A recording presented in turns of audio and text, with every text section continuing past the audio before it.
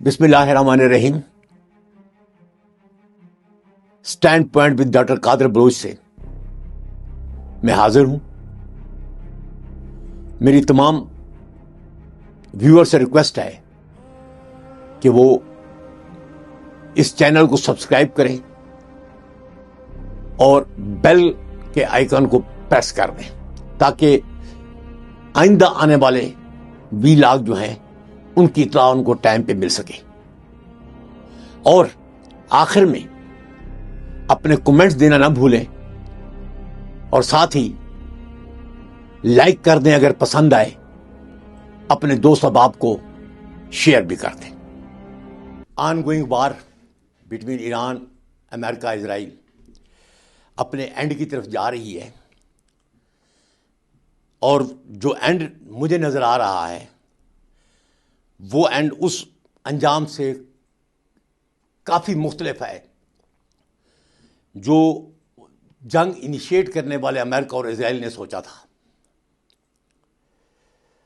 और उस अंजाम पे जो पीस टॉक की फाइनल कंक्लूजन है उस पे हर एक को आसानी होगी कि कंक्लूड कर सके इस जंग कौन जीता है कौन हारा है। मेरा जो आज का क्वेश्चन है या थीसिस है वो ये है कि मशरिक़ वुस्ता में अमेरिका ने जितनी जंगें लड़ी हैं वो बेसिकली पेट्रो डॉलर के इंटरेस्ट में या उसके सेफ गार्ड करने के लिए लड़ी हैं। यानी कि पेट्रोल बेसिक पर्पस था, हर जंग का महवर था। इजराइल का तहफ़्फ़ुज़ पेट्रोल के बाद आया या उसको इसके साथ उसने कंप्लीमेंट किया, कोरिलेट किया ताकि दोनों साथ साथ लिंक हो, बहाना मिल जाए। 1973 के अरब इजराइल वार जो हुई उसके बाद सऊदी अरब ने पेट्रोल पे बैन लगाया वेस्ट की इजराइल को सपोर्ट करने के चक्कर में। और फिर 1974 में जो फाइनल डील स्टक हुई उस पे पेट्रो डॉलर का कंसेप्ट हुआ उस डील में, जिसमें दो तीन बेसिक जो सेंट्रल पॉइंट थे वो ये थे कि अमेरिका इस खित्ते में अरब कंट्रीज़ की हुकूमतों को और इस रियासतों को किसी भी बहर के ख़तरे से तहफ़्फ़ुज़ देगा। 74 की बात कर रहा हूँ। और साथ ही उनकी इंटरनल इंस्टेबिलिटी की जो मूवमेंट है उनको भी कंट्रोल करेगा ताकि हुकूमतों में इस्तेहकाम रहे, स्टेबिलिटी रहे, इन्वेस्टमेंट आए। इसके बदले में अमेरिका ने कहा कि जितना भी आप तेल प्रोड्यूस करेंगे वो आप डॉलर में बेचेंगे। इस कंसेप्ट को पेट्रो डॉलर कहा गया। सो सारी ट्रांजैक्शन डॉलर में होने लगी। वो अमेरिका था, वो यूएई था, वो कतर था, वो कुवैत था, जितने सब ने इस पेट्रो डॉलर को अडॉप्ट किया। ना सिर्फ अडॉप्ट किया, जो सेल के बाद जो सेल प्रोसीड आती थी वो भी इन मुल्कों की बजाय वो अमेरिकन अकाउंट में जाती थी वो डॉलर, और वहाँ पर डॉलर अकाउंट मेंटेन थे और वहाँ पर ही इन्वेस्टमेंट हो रही थी। और इस रकम की ये अमेरिकन कंट्रीज़ वहाँ इन्वेस्टमेंट भी कर रही थी ताकि उनको खुश रखें, उनको अपीज़ रखें और वो अपनी गारंटी को कंटिन्यूटी दे सके अमेरिका। अब देखें 1978 से 88 तक जो जंग हुई है शतरुल अरब के मकाम पे इराक और ईरान की, वो क्या थी? वो यही थी कि इस पेट्रो डॉलर को ख़तरा हो गया था ईरानी इनकलाब के बाद, ताकि ईरान का इनकलाब जिस तरह ईरान का प्रेसिडेंट मुसद्दिक को आउट किया गया था उसको भी निकाला जाए और वापस पेट्रो डॉलर आ जाए। वो फेल हो गए। फिर 1991-92 में जब डेजर्ट शील्ड में इन्होंने कुवैत पे इराकी फोर्सेस के कब्जे को ख़त्म कराया, वो भी क्या था? वो भी पेट्रो डॉलर थी बेसिकली, क्योंकि सदाम जो है ख़तरा ये था कि वो पेट्रो डॉलर से डेविएट करने वाला है। फिर आप देखिए 2003 में जो सदाम पे हमला किया, इराक का इन्वेजन हुआ, वो बहाना जो भी हो वो बेसिकली पेट्रो डॉलर ही था। और वो लीबिया है, वो सीरिया है, इधर इन बहानों से मौजूदगी खित्ते में वो भी पेट्रो डॉलर ही था। और ये जो अभी हुआ है ये तो क्लियर कट ईरान से उसके, क्योंकि पिछले 30-40 साल से उसको तेल बेचने की खुली आज़ादी नहीं है। ये पेट्रो डॉलर है क्योंकि वो इसकी मर्जी पे नहीं बेचना चाहता। सो जो मैं कहने की कोशिश कर रहा हूं वो ये है कि यूएस ने पूरी कोशिश की है कि इस पेट्रो डॉलर के सिस्टम को जारी कर सके। हालांकि 2023 में चाइना और सऊदी अरब के दरमियान डील हुई है, इकोनॉमिक एग्रीमेंट हुआ है, जिस पे कुछ परसेंटेज तेल की जो है सऊदीया से चाइना यन में ख़रीद रहा है। इस तरह चाइना काफ़ी सारा तेल ईरानी से भी यन में ख़रीद रहा है। और इराक और इसमें से 3-4 कंट्री ऐसी हैं, यूएई ऑब्जर्वर है, सऊदी अरब ऑब्जर्वर है ब्रिक्स का, कतर ऑब्जर्वर है ब्रिक्स का, ईरान फुल मेंबर है ब्रिक्स का। और ब्रिक्स जो है वो डी डॉलराइजेशन के ऊपर काम कर रही है बड़े अरसे से। और ख़तरा ये था कि अगर ये कंटिन्यूटी रही तो यहाँ से डॉलर को देश निकाला मिल जाएगा।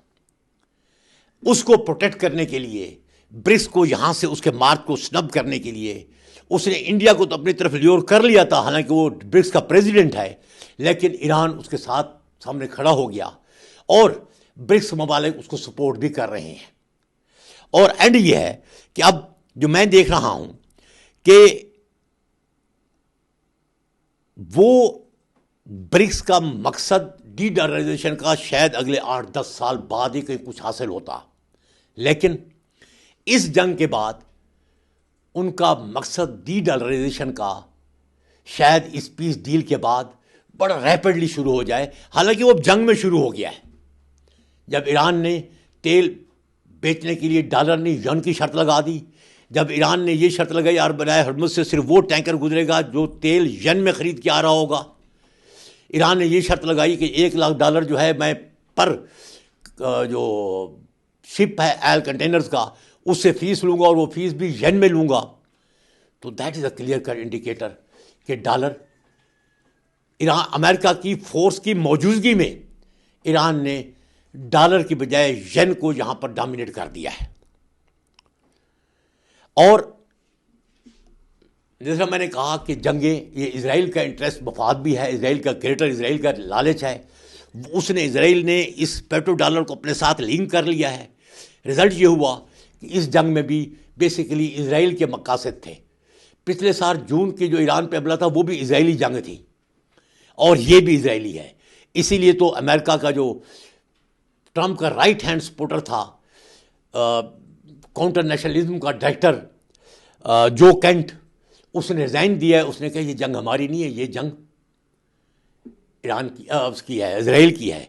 इजराइल मफाद में लड़ रहे हैं, तो इसलिए ईरान ट्रंप को फौरन विथड्रॉ करना चाहिए। और पेट्रो डॉलर इसके साथ, इस विथड्रॉ के साथ पेट्रो डॉलर बैक खित्ते से जाता हुआ इस सिस्टम को क्यों पेट्रो डॉलर उस वक्त तक चलता जब तक मिडिल ईस्टर्न कंट्री का भरोसा मेंटेन रहता, लेकिन वो भरोसा मेंटेन नहीं हुआ क्योंकि इस जंग में वो टोटली वल्नरेबल रहे ईरानी स्ट्राइक के अगेंस्ट। कहीं भी अमेरिका डिफेंस सिस्टम उनको डिफेंस प्रोवाइड करने में कामयाब नहीं हुआ, बल्कि अमेरिका के तमाम जो एयर डिफेंस सिस्टम थे, रडार थे, वो सारे के सारे इजराइल को डिफेंस प्रोवाइड करने में लगे रहे, जिससे वो जो क्लाइंट का और सर्विस प्रोवाइडर के दरमियान ट्रस्ट का रिश्ता है वो ख़त्म हो गया है। अरब कंट्रीज़ कह रही है कि हम भाई किस लिए आपको इतना पैसे दे रहे हैं।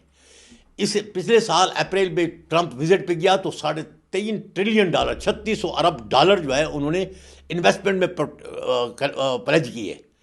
जो पिछले 2017 में ट्रंप गया था तो उस वक्त भी उन्होंने कोई $1.5 ट्रिलियन जो है उन्होंने ट्रंप को वायदा किया था। वो सब क्यों दे रहे थे? अमेरिका को अपीज करने के लिए, ताकि वो उनकी सिक्योरिटी को कंटिन्यू रखें। लेकिन ऑन ग्राउंड जिस तरह कहते हैं ना, बैलेंस ऑफ पावर में पावर का जो असल टेस्ट है वो जंग में होता है।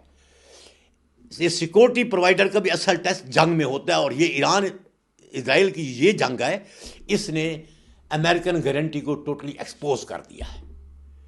और मैं नहीं समझता इसके बाद अमेरिका यहाँ ठहर पाएगा। मैं इस खित्ते में नया सिक्योरिटी अलायंस देख रहा हूँ नया सिक्योरिटी सिस्टम इमर्ज होता हुआ देख रहा हूँ, जो बेसिकली मुस्लिम नेटो की तर्ज का होगा। इसी तरीके से मैं नेटो को भी टूटता हुआ देख रहा हूँ कि जो एक half of the eastern Europe जो है वो अमेरिका के दिफाई वाहिदों में चला जाएगा। नेटो की कुछ यूरोपियन कंट्रीज़ और कुछ और ममालिक जो नॉन नेटो हैं वो शायद चाइना के जो सिक्योरिटी कंसेप्ट है उसमें चले जाए बीआरई के साथ साइन करके।